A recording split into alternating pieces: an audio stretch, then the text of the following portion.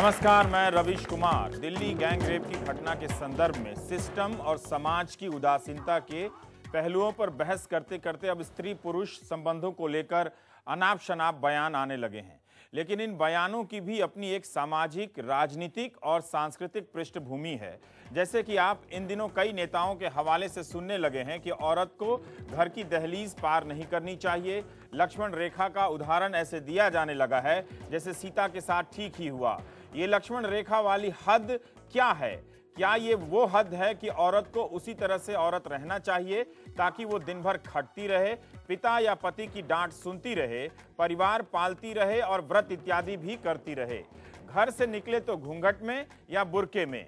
कभी मौलाना उसके लिए मोबाइल बंद कर देते हैं तो कभी पंडित जी संस्कार पर प्रवचन देने लगते हैं, जिसे आगे बढ़ाते हुए कई नेता कहने लगते हैं कि आधुनिकता ही सभी बीमारियों की जड़ है। पाश्चात्य संस्कृति को लेकर भी आधी अधूरी और खलनायक वाली समझ हमारे दिलो दिमाग में घुसा दी गई है। इसके अलावा गैंग रेप की घटना के संदर्भ में जब यह बात होने लगी है कि बेटों के लालन पालन में बदलाव जरूरी है, उस सोच पर चोट जरूरी है जो लड़कों में दुस्साहस भरा श्रेष्ठ भाव भरती है। लेकिन उस सांस्कृतिक सामाजिक सोच के ढांचे से क्या यह जरूरी नहीं कि औरतें भी निकलें, उस पर भी सवाल करें। नौकरी करने के बाद भी क्या परंपरा उसका पीछा छोड़ती है? घर में बराबरी मिलती है उसे? ऐसे हर सार्वजनिक संकट के वक्त परंपरा को दवाई की तरह पेश किया जाने लगता है, जबकि उसी परंपरा में औरतों के लिए कई बीमारियां हैं। क्या आदर्श नारी के सांचे से निकलने की जरूरत नहीं? क्या भारतीय परंपरा में ढलकर, रचकर या बसकर भारतीय स्त्री उस बराबरी को हासिल कर सकती है जिसे हासिल करने के लिए औरतों को सड़कों पर निकलना पड़ता है? या उस परंपरा को भी चुनौती देने की जरूरत है? इसी पर बात करेंगे आज हम लोग में। हमारे साथ पवन वर्मा जी हैं, राजनयिक हैं, लेखक हैं, मध्यम वर्ग पर लिखते रहते हैं। डॉक्टर इंदु अग्निहोत्री जी हैं, आप डायरेक्टर हैं centre for women development studies की। मृदुला सिन्हा जी हैं, आप बीजेपी की राष्ट्रीय कार्यकारिणी की सदस्य हैं और आप महिला के मुद्दों पर काफ़ी कुछ लिखती रहती हैं। और हमारे साथ उदित राज जी हैं और दलित नेता हैं और इनकी अपनी एक पार्टी है और इन सब मुद्दों को एक दूसरे नज़रिए से देखते हैं।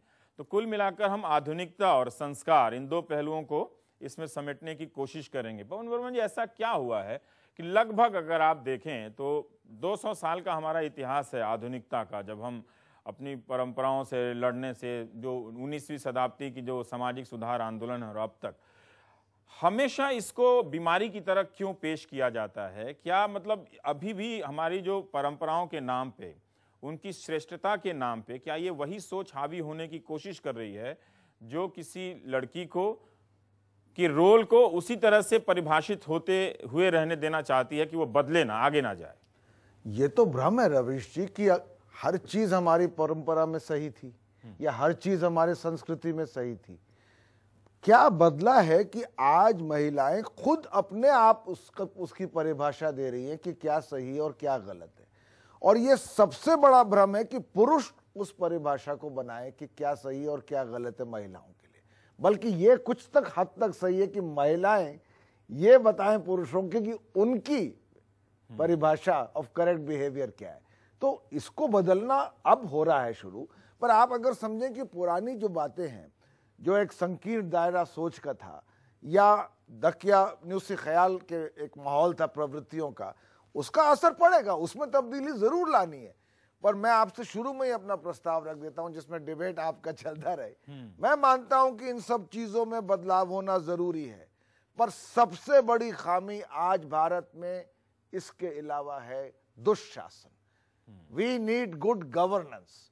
अगर दुशासन है और सुशासन नहीं है तो हर तबके पर असर होता है। हर सांस्कृतिक प्रवृत्ति जो कि गलत है उसको एक मौका एक्सप्रेशन का मिलता है। और इसलिए मुझे अभी रास्ते में शायर की 2 लाइन्स याद आई। तू इधर उधर की न बात कर, तू बता के काफिले क्यों लुटे, तेरी रहबरी का सवाल है, मुझे रहजनों से गरज नहीं। वाह, बहुत बढ़िया। लीडरशिप, लीडरशिप की बात है। लेकिन हम इन सब पहलुओं पर हम करते आए हैं क्योंकि ये कोई 10वीं 15वीं बार है जब मैं इस मुद्दे पर छू रहा हूँ। फिर मैं जानना चाह रहा हूँ, ये पाश्चात्य संस्कृति के नाम पे क्यों हवा खड़ा किया जाता है? क्यों ये कहीं क्या इस देश के किसी हिस्से में ये भय के रूप में तत्व मौजूद रहता है कि ऐसे मौके पर इसे उभार दीजिए कि सब कुछ हम बहुत ज़्यादा अपने संस्कार से कट गए हैं, पाश्चात्य शैली में चले गए हैं, इसलिए बुरे हो गए?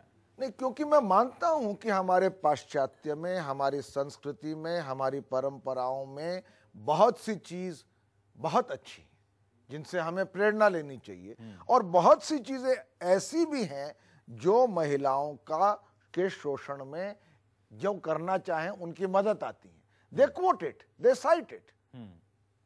ठीक है उदित राज जी, सच बोला जाए कि नहीं आप झूठ भी बोल सकते हैं और सच भी बोल सकते हैं। नहीं, वो झूठ बोल करके या कहते हैं कि दुविधा वाली आधा सच आधा झूठ बोलने से यहाँ काम ज़्यादा अच्छा चलता, लेकिन मैं सच बोलूँगा। हाँ ठीक है। जो जंतर मंतर पर या पूरे देश में विरोध हुआ, विरोध दो ही के खिलाफ था, पुलिस और सरकार के खिलाफ था। अगर यही विरोध परंपरा के खिलाफ होता और न्यायपालिका के खिलाफ होता तो इसका सलूशन निकलता। हम अतीत इसके लिए ज्यादा जिम्मेदार है। अंग्रेज ही थे जो सती प्रथा को यहाँ रोका है। पाश्चात्य लोग थे, और पश्चिम में सबसे ज्यादा औरतों को सम्मान दिया अलेक्जेंडर के समय से, सेना के साथ चलती थी। और इस देश में महाभारत की जो लड़ाई होती है, औरत को लेकर लड़ाई होती है, औरत वहाँ कंज्यूमर बनती है। द्रौपदी, सीता को लेकर के राम और रावण की लड़ाई होती है। राम जो है केवल पड़ोसी के कहने पर, धोबी के कहने पर कि तुम्हारी औरत का चलन ठीक नहीं है, और राम उसको घर से निकाल देते हैं। औरत का महत्व, यहाँ के राजाओं की ये परंपरा रही कि 100 रानी रखें, 200 रानी रखें, 300 रानी रखें। मैं गांव से आता हूँ, एक गांव चिलबिला है इलाहाबाद, मेरे गांव के बगल में। पहले के ज़माने में हर 5 गांव, 10 गांव, 50 गांव के में एक सेक्स वर्कर का गांव हुआ करता था। एक दूसरी बात है कि ये बहुत अच्छी बात है कि आज जागरूकता हुई है, महिलाएं निकली हैं, बलात्कार की जो बातें होती हैं वो हाईलाइट होती हैं। लेकिन अतीत की बात ये भी मैं बता दूं कि आज भी राजस्थान में ऐसे तमाम गांव हैं जहां का दबंग आधी लड़कियों को नहीं छोड़ता है, आवाज निकलती नहीं। India's #1 news app just got even better. Download NDTV's new app, fully optimized for Retina display, full screen view, faster response time, and Sudoku. NDTV's new iPad app. Download now.